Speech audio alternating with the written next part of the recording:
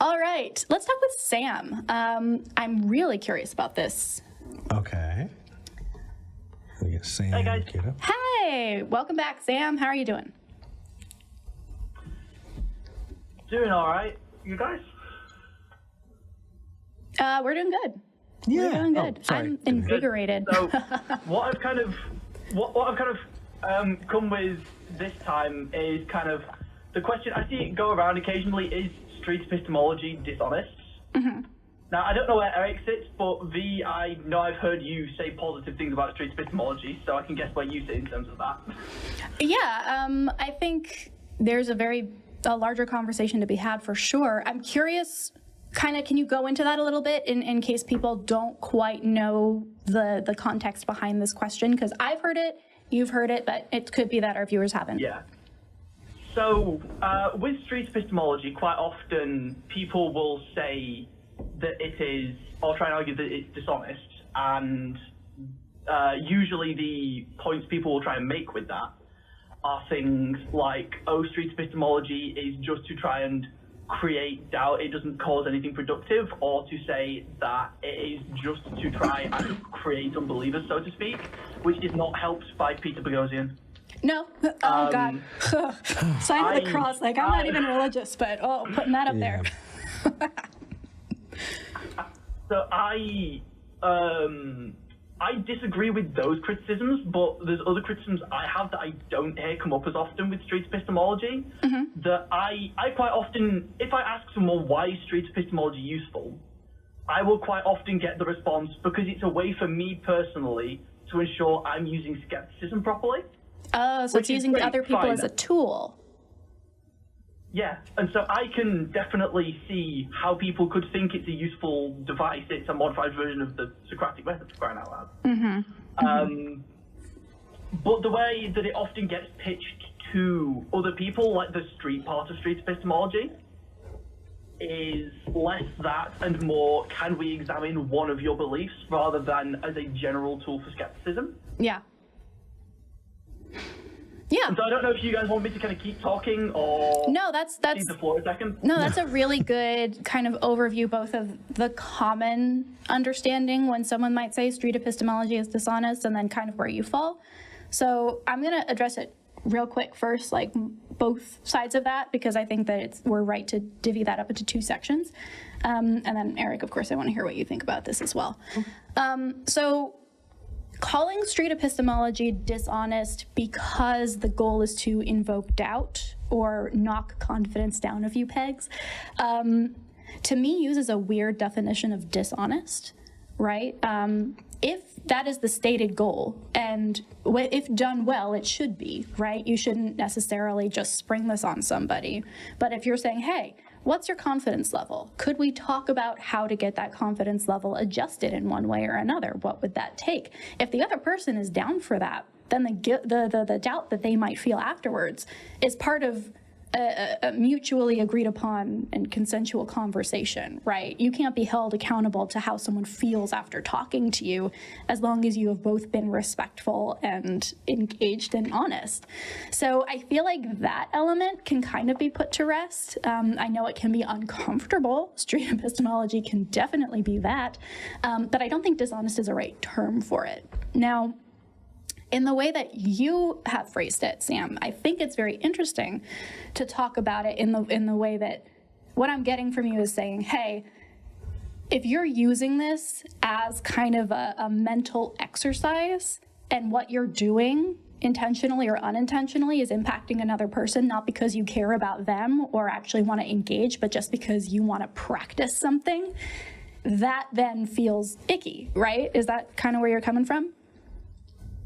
That's an aspect of it, but I think the more core thing for me is that the fact that people give two very different answers in different contexts about street epistemology isn't inherently a problem, but I think it starts to become a bit of a problem when because like I'm in the street epistemology Discord server, I've talked to people about this and stuff. Yeah. Where they will tell me the point of street epistemology if I ask them for them. I gave those two different examples, but then the issue where I see it is primarily the amount that it is a conversation tactic when people go out on the street that relies upon the other person not being familiar with street epistemology. Because people will often ask me if I'm going to help them practice street epistemology for themselves to pretend I don't know anything about it. And the fact that it's so common in the usage of it, that the other person has to not know what's going on, that's not informed consent. Got it. Okay, that makes a lot of sense. And I think that my initial instinct, and I'm going to have to think more about this, and I'd be curious what everyone thinks. Leave your comments below, because this is something I'm curious about and probably will run a poll on. My instinct is to say that I wouldn't necessarily call it dishonest, but I would say that it's not useful.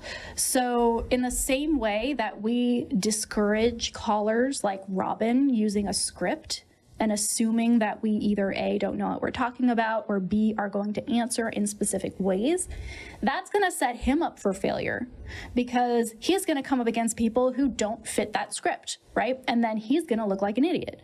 And for street epistemology, the goal should never, ever, ever be to run a script, right? That's antithetical to what we want to do. It can be easier to learn the correct answers by rote. And that's something I hold myself accountable to on these shows where I'm like, oh, well, I know the standard answer that gets trotted out every time someone says, I believe in God. You say, well, which God, right? And that's just the line that you give. But that's not a useful thing to do, and that doesn't engage my brain. All I'm doing is parroting something I've heard other people say or practiced myself in the mirror, right? Yeah. So. Oh yeah, a lot of people who I hear doing street epistemology, when it comes time to talk to me about it, it's just like a lot of them will have pre-prepared things they think they can say about it. Yeah. Which is another point of contention I have with SE, but a smaller one. Oh yeah, no, it is very like Christianity focused. So if you are not a Christian, then you're kind of, you kind of like scramble the algorithm for a lot of people who are not well versed in it. So yeah, I think ultimately my take is, I don't know if I would call it dishonest unless you're being dishonest with yourself in that you think you're preparing for something, but you're taking the easy way out by relying on a script or asking the other person to pretend they don't know what's going on. You can always have a conversation with somebody, and one of the core things about SE that I value is the consensual aspect. So if somebody, Anthony Magnabosco is very good at this, saying, hey, I'm gonna ask you some questions. If at any point you wanna stop, just let me know and we'll stop. This is gonna be 5 minutes. If you wanna cut it short, that's fine. If you wanna go longer, let me know. So there is that constant element of, let's have a conversation. If you wanna tap out, absolutely you can do that. That's important too. It's not just a, well, I'm gonna tell you this, and then I'm gonna tell you this, and I'm gonna tell you this.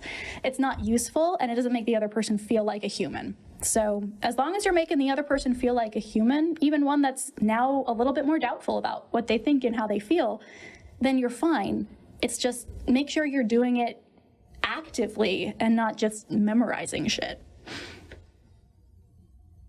What do you think, Eric? I want Sam to get the chance to respond. Go ahead, for Sam. it. I would still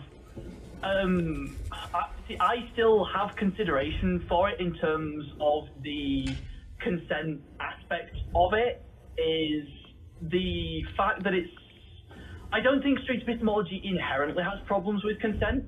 I think the way it's commonly used does though, and that's more my issue with the whole, can you pretend you don't know what this is the whole, you need the other person who you're going up to on the street to not understand what you're doing. I don't think that, like, so that example that you're giving, yeah, definitely feels terrible. My understanding of SE has to do with, number one, addressing concepts or subjects that are verboten, that people think, hey, this is not on the table for discussion. This is just, there are sacred things that cannot be questioned. And the process of Socratic questioning, and it's sorry, give me just a second. I got a note saying Eric, drink water. Okay. We've got amazing mods, you guys. We really, really do. So, can you follow me there so far, though, that the point of street epistemology in a large part also has to do with causing people to question things that they may have held as sacred or things that you cannot question? Like sure. That's my understanding of it, because I mean, it sounds like then, you both hit it right on the head. It sounds like it's not an SE thing, it's the way it's being done thing. I think there's a difference there between SE in theory and SE how it's practiced by the street epistemology community, maybe? Yeah, no, I think that that's accurate. I think that maybe reframing the question itself in terms of whether or not street epistemology is dishonest, because that implies like the core fundamentals of what it is inherently dishonest. And maybe people don't practice street epistemology honestly, and that is absolutely true. And I can absolutely get behind that. But it takes practice. Yeah, I mean, just don't practice on other people without their consent. Yeah. Yeah. That's fair. It could be that you've been training wheels for a lot of people who have gotten better because of their conversations with you. You're doing a good thing, quite possibly. Sam. It does usually throw people off a bit, though I don't do it excessively often because it gets repetitive. Sam, the fact that you are a believer who is engaging like this with people consistently, and when you're talking about honesty and dishonesty, one of the biggest pieces of it is assuming the best in the other person and letting them be the one to let you down instead of trying to name call, or trying to shoehorn people into a position that's not theirs. The fact that you're doing it this way, I respect. Absolutely. I think there's more space for things like that. And for people asking in the chat, by the way, where I'm from in the UK is Manchester. People have been trying to guess your accent this entire call. They have, and I've just been watching it. Oh my gosh. All right. Well, we're going to let you go. We've got a couple more calls to get to today, but thank you so much for calling in, Sam. It's always a pleasure. Thank you. Thanks for taking the call. Take care, guys. Okay. Bye.